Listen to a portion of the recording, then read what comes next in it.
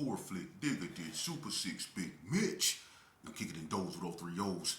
And I'm bringing 28s, 101s because we Vegas sons, it's the Chronicles. And you in the Meadowlands. Yeah, you in the Meadows, man. And you already know what made me. 530. What that mean? Oh, that boy's a desert baby. Oh, yeah. Hubba dub, scrub, 22-inch gold things, and big bolo yang. I can never sit on my claims. Welcome to Vegas Chronicles with the whole Super Six, Mr. Digger Ditch, Big Mitch. And today, like any other day, y'all know what we do. We kick actual factuals with no additives and no preservatives, just raw and uncut. Like what? Like summer sausages and crackers. You know what I mean? Shout out to everybody that's been rocking with my platform. I want to send a special shout out to my brother Leon, man. Light man Leon, man. He preaching, man. He doing his thing. And that brother gave me some powerful motivation, man. And he really put something up in my ear, man. You know, and next time I'm out there, and and shout out to Minister Stretch and 1,000 Black Man March. But next time I'm out there in an event like that and I feel like speaking like he said, I'm going to grab a microphone. Because, you know, God put something on my heart and that's why I'm doing what I'm doing. But I just want to send a special shout out to him, man, because he told me a lot of powerful things, man. And I know that was God speaking to me out there, man. And I knew that, you know, what I was doing is right. It feel right, man, and everything gonna be all right. But salute to Brother Leon, man. I love you, brodies, man. You always been day one with me, man. Even when I was a little tight, man. You never told me nothing wrong. You always showed me love, man. And you will forever be my big brother, man. Salute. So let's get right off into it. Unfortunately, I come bringing some very divisive, you know, news. Unfortunately, a cat, I don't know, you know, I'm not going to get into the theatrics, but someone from Vegas Heights said that they not doing no marching and that what they got going on in Vegas Heights is they putting in work over there, not negativity, but, you know, not negatively, but with their own community. You know, they got the new Vegas Heights Community Center over there. Shout out to that. But they say they not doing no marching. They say we can do all the marching. They not doing that. Now, the reason why I say that's divisive is because let me say something let me tell you the truth about Vegas Heights, bro. And this ain't no disrespect, okay? It's the truth. It's been all kind of carnage and unaliving going on up over there, man. And it ain't got nothing to do with rolling 50s. But people have been, you know, being unalived up over there in the last 2-3 years. Come on, man. It's been all kind of bullcrap going on up over there. So whatever y'all doing, y'all obviously need help. And to say that y'all ain't doing this the stuff I'm talking about, man. That's why we ain't gonna never get nowhere as no people, but I'm not gonna even preach on that. I'm gonna give you some history. For real. Because I'm gonna tell you something about Vegas Heights, man. I got a lot of respect for him. My grandma stayed right there on Blankenship. I grew up with Tyrone, G-Force, Mark Burrell, and all the real UCCs, a.k.a. rolling 50s. But let me tell you something about your hood, homie. You know what I mean? Vegas Heights has always been looked upon as middle class, just like Valley View. It was a beautiful neighborhood, man.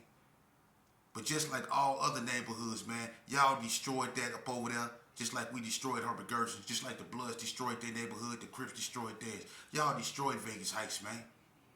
I'm glad y'all putting it back together. I hope y'all put it back together, man. But y'all went through the same thing everybody else went through. The backstabbing, the backdoing. Y'all turned on one another. Y'all turned on y'all own. Y'all went through everything every other neighborhood went through, man. So as far as y'all being, you know, I don't even believe everybody from Vegas Heights feel that way. I believe that it's people from Vegas Heights that love what Minister Stretch was doing, that love to see black people come together, period, because that's what we need. It's not about Vegas Heights doing this here and screw everybody else, man. We all one, man, and that's what's wrong with us, man. You know, I remember when I used to have that type of ideology. When I had that type of ideology, when it was all about Herbert Gerson, I was representing Herbert Gerson. And then you came on my platform with on rolling 50s. Come on, man, ain't you too old for that?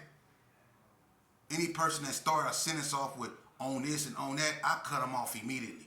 Because number one, you don't get at me like that, because that's not what I'm on. I'm not on that banging stuff, man. That don't incite me. Just because you put it on your neighborhood, what that mean? You give it more validity? Man, if you don't stop it, half you cats running around here with paperwork on you and still putting it on the same neighborhood you blew up 4 or 5 times. So we're not gonna even go that route, man. And let me tell you something. I don't even know who you really are, but I was there when y'all became rolling 50s, homie. When y'all had that football game in Vegas Heights, remember that with the rolling 60s? And drive-by from the Gerson and Al White came through there in that Cadillac.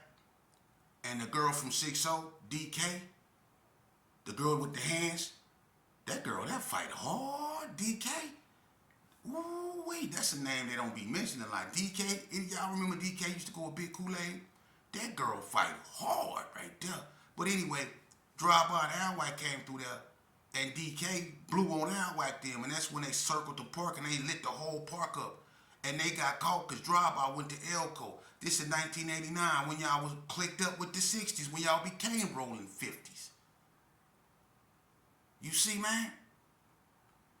And I'm talking about Chicken Bone, Technique, Kiki Loke, Moosey Montana, Mark Burrell, Rock, Big Steve, G-Force, Herb V, Herbie Hyde, the real UCCs, Roast Clip, Lil Rock, come on, man, the Twins.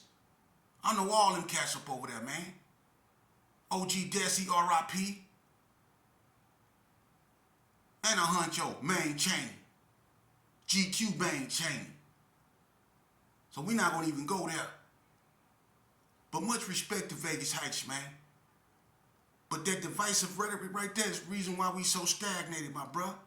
And I'm not coming to you, trying to say other than, man, when we come together, when the call is made, just like when the Rolling 60s and the Gersons went to war, and they had to march through there to stop all that violence, wasn't nobody complaining about marching in, everybody was for it. You see, people have lost children that ain't got nothing to do with Rolling 50s in Vegas Heights. So what about their pain?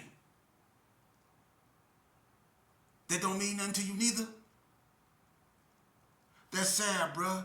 But check this out. That only means we got a lot of work to do. Because divisive rhetoric like that, because when you speak like that, only making it about Vegas Heights, talking about y'all only worried about Vegas Heights, then if something happened in Vegas Heights and everybody shunned Vegas Heights, then what?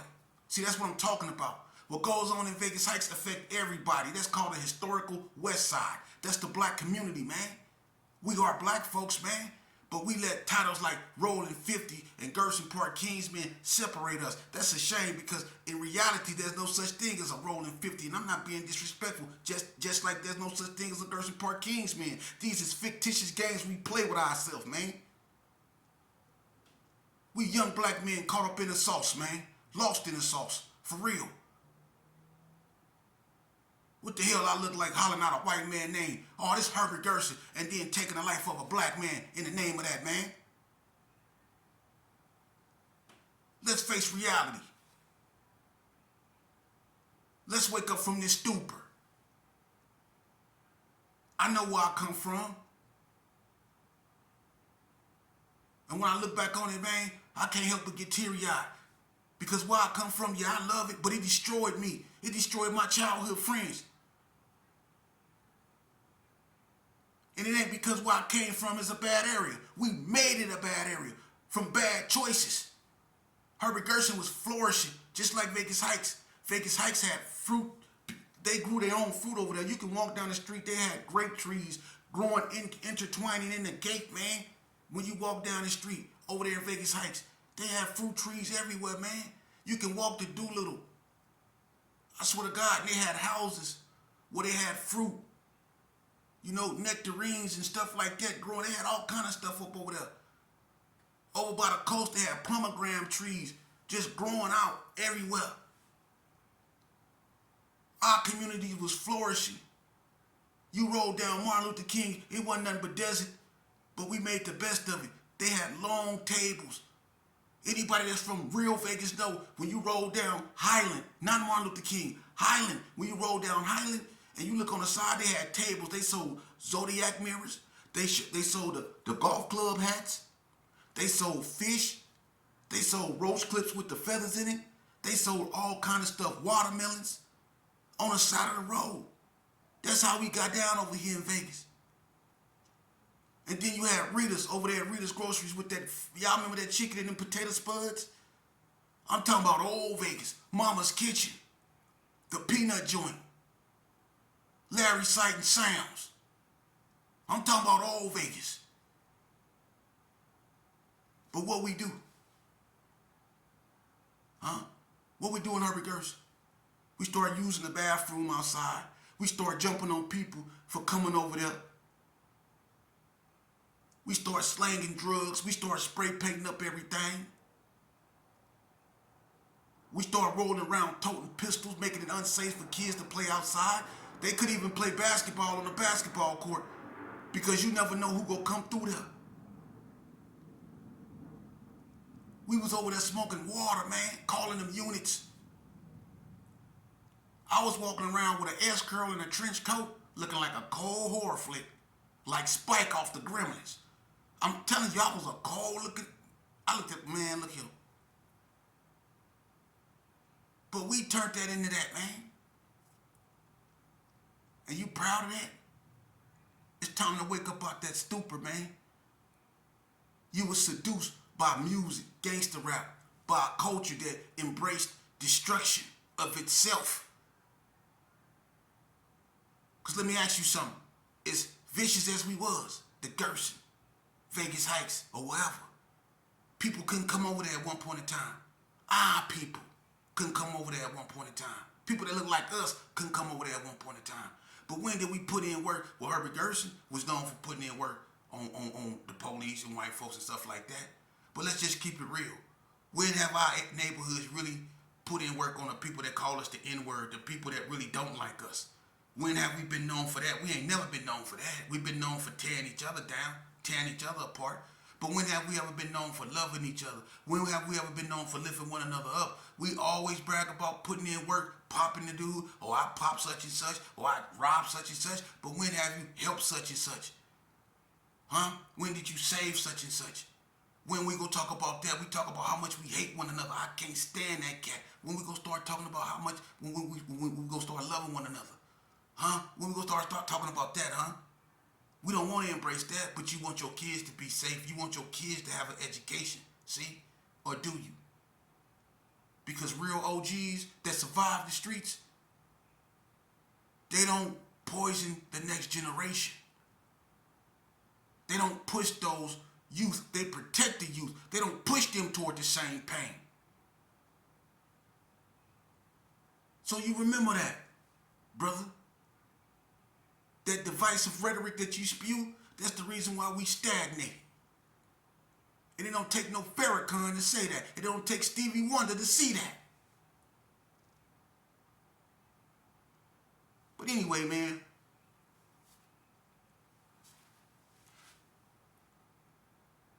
Another question was asked of me was, who were, I don't know if I answered this, but someone asked me who were more violent, the Bloods or the Crips.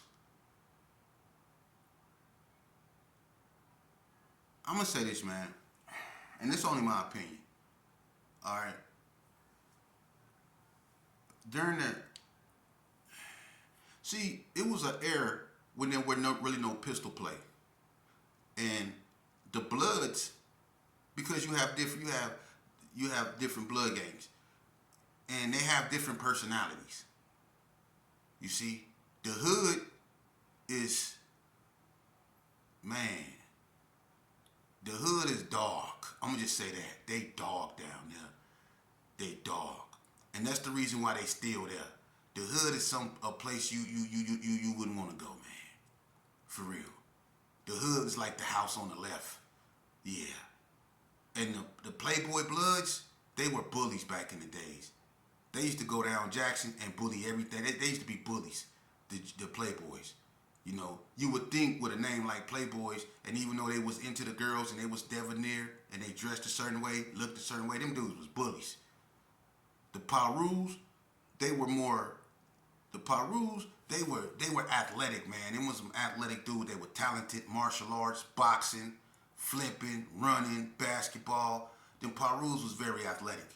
You know what I mean? And you know, the Parus were confident in what they can do. And if you went over there messing with them dudes, they go punish you. The Pyrus was probably the easiest blood game to get along with because they didn't have to act tough. They knew they were tough. And anybody that went over there messing with them knew they were tough. But that's what it was about. You know, we went over there and we fought. The Gerson walked over there and the Pyrus didn't run. They stood 10 toes down. And the Gerson was scaling that wall like roaches, like lichens coming over that wall. But them Pyrus, they stood their ground, man. You know, and they were scrapping. That's when DMC, Danny McCoy, threw Easy Money through the window. Stanley Mack was running backwards, knocking people out. They was scrapping out there, man. It was a real fight, no gunplay, no knives, no nothing, just hands. That's what it was about. The Playboy Bloods jumped on Donna Ray Page. The Gersons walked over there, they got down with the Playboys. That's how it was. They meet up and they fight. The Pyrus and the GPKs, they joined forces and fought the GQs at Lorenzi Park. You see, it was about this here, fighting. But them Bloods, they was always hard, man. So back in the 80s, the 80s, the GQs was perishing. The War Babies, they was thinning out. The UCCs was thinning out. The BTDs was always strong. Crip City Gangsters was going through a transformation because the Rolling 60s was migrating off 40 block and into over there. So everything was, moving around, but the Bloods was always solidified. The West Coast Bloods is the youngest, some people say Burgundy Square Piru. But West Coast Bloods, because a Piru is a Piru. So West Coast Bloods being the youngest of the blood gangs, the big four, which is Piru, Playboy, Hood, and West Coast. You also have East Coast Bloods too, but they're smaller. But the four big oldest blood gangs, the West Coast Bloods, they were more money makers. They partied a lot. They was with the function, and they had some characters that wasn't no joke, like Pac-Man, Head Cutter, Hercules, Scarface, Montana Max, Milo, Jesse James, Sherman, Alexis. They had some hitters over there, but they was about their paper, and they were newer. But the Bloods was the ones that shot up the skating ring. The Bloods was the ones that kicked off the war with the Gersons. Think about that. The Bloods were more violent back during that time. Hands down. Hands down. You got some people say, man, I don't agree with that. Well, that's cool. That's your opinion. We had to deal with them cats. It was a lot of dudes that wasn't even active back then, man.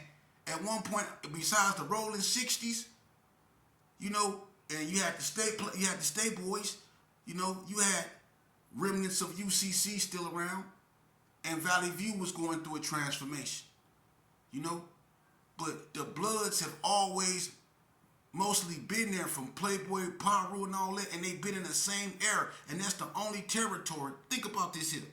It's a lot of territories that didn't have to alter themselves. The UCCs became Rolling 50s. 40 Block went through something. Sierra Nevada Orange went through something. Sydney Sue went through something. Everything went through something. Them Pyrus, them Playboys, and them West Coast Bloods, and them Burgundy Square Pyrus, what did they really go through? And wasn't nobody ever able to go over there and take over their territory. The only one that attempted that was the Backstreets. And how that worked out for them. But the Bloods were more violent back in the days. Then after, I say, 88, 89, 90, the Crips start being more violent. You see? And I'm not putting the Gerson in it because the Gerson was always violent. The Gerson was violent first. So I'm not putting them up in it. It's the Crips and the Bloods. The Crips became more violent as time went on because more Crip gangs started to sprout up. And the three big ones, Rolling 60s, Northtown Gangsters, and Donna Street, they really, yeah. So back in the days, the Bloods were more hostile and violent. And I'm not saying they got less violent because they became more Crip gangs. They still was them, but it became so many Crip gangs that it took the attention really off the Bloods. Because when the Bloods and the Gersons got into it, they were holding their own in that, and people thought after the incident with L, the Gersons was just gonna go through there and just tear everything up. And I was involved in it. We was going through that tearing up stuff, But them Bloods was coming back tearing up stuff, you know? And that's when gangbanging really got real in Vegas, man. But in the midst of all that, it was something simmering on Donna. And then all of a sudden, it was an explosion of gangbanging in Vegas. You know? But to answer the question, I would say back in the days, the Bloods were more violent. And then the Crips became more violent. And I'm going to say this here too, man. Just because, you know, the Crips became more violent because they snatched the headlines more, because Donna had more shootings than any neighborhood in Las Vegas. There were more shootings on Donna than any other neighborhood in Vegas. And that's just, you can look that up. Donna Street. You know, so they was taking the headlines, you know. So that's just how that went. But to be honest with you, you know, that's stupid, because I'm going to tell you something. Do y'all really realize how many mothers, and y'all walk away from when I talk about this until it happened to you. Y'all realize how many mothers we sent to funerals behind that? Think about when all that 88, 89, 90, 91, 92, you know, it ceased in 92, then it kicked back up from 92, 93, 94, 96. It was horrible. From 96 to 1999, it was just all-out war. And then it really just, after 99 to 2003, it was just chaos, man. It was just chaos. But in the midst of all that unalivement, do you know how many families was traumatized? And that's why the sentiment is the way it is in Las Vegas, and don't nobody want to come together with nobody, because it's still too much pain. And that's what I was talking about when I was there. That's why I wish it was more people there and they would have felt it too. It's unsettled over there. You can have all the community events you want. At least when you march, you getting out there and you showing little black boys who's riding their bikes up the street that see the desolation around them, that see the desecration around them, that see the hollowness, the void, the emptiness, the remnants of destruction that we left behind. When them little black boys that's riding their bike up the street see people marching that look like them for positivity, it gives them optimism. It gives them hope, man. For real. It might not be much, but it's something. Because all them youth is seeing, whether on the news, whether on the internet or on the street, it's destruction. Perpetrated by people that look like them. But do we pay attention to the mothers? Now this right here, you probably want to listen. I told y'all in my videos, and y'all go believe me one day, you hear me not, y'all go believe me. The most powerful thing on this planet is a woman's intuition. Okay? If she tell you something, you can take it to the bank. A woman's intuition is more valuable than any material you can produce on this planet Earth. Platinum, gold, whatever. A woman's intuition. And remember when I told you all them women we sent to funerals? What you think happened when them mothers ran up on the scene and seen their children laying up under them sheets? Huh? What about the neighborhoods, and I'm talking to you gangbangers, when y'all done lost a homeboy and they mothers come out there? And even though y'all wasn't the ones that done it, y'all could be screaming. Y'all know it was who. Y'all know how y'all be when something happened. People don't care. They be telling in. It was the soup did it. Y'all be out there hollering, running around saying that, all emotional. Everybody be screaming who did it. Some dudes running to their car to get their stuff, going over there to do what they do. But when the mama get there, what she do? She curse everybody up around there. She don't care about who came over there and shot. She talking to y'all. She blame y'all, his homeboys. That's who be cursed, and you wonder why we falling out. You know how many women that went up on them crime scenes and seen their sons laying up on the sheets? What you think they said? What you think was behind them screams and them yells? Huh? How many of y'all heard mama say, I hope all you MFs burn in hell? And called us gang-banging MFs. You gang-banging MFs, I hope all you gang-banging MFs burn in hell. I done heard that so many times from angry mamas that thought we had something to do with their child being up under that sheet. And you wonder why we falling out. Yeah. You wonder why we falling out. You wonder why we ain't getting nowhere. And then when we try to come together to bring some form of clarity to a situation that's clearly out of control, the police can't stop it. It ain't their job to stop it. It's our job to stop it. We created it. We tore it apart. We know where the pieces go. Let's quit acting stupid. This ain't no police problem. This our problem. This our filth. This our mess. When we go clean it up.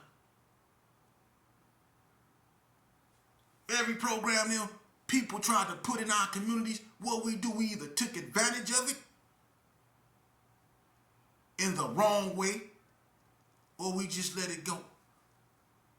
To the point to where they were scared to come in our neighborhoods. They used to barbecue for the whole projects in Herbert Gershon, man. The boys club and people from other neighborhoods used to come to the Gershon at one point. The Gershon ain't always been like hostile like that. People used to come to the boys club, and they know they did. People from Northtown used to be in the boys club. Baby Cal from Rolling 60 used to be walking around with L. It was all kind of people in Herbert Gershon. That was just a spot to be in. The boys club was open for everybody. You would catch all kind of people on them dig dug machines. Foo-foo from Donna on a basketball court slamming. Everybody used to be over there, man. But that was the black community. Everybody from all sides used to take them trips to UNLV. Am I lying?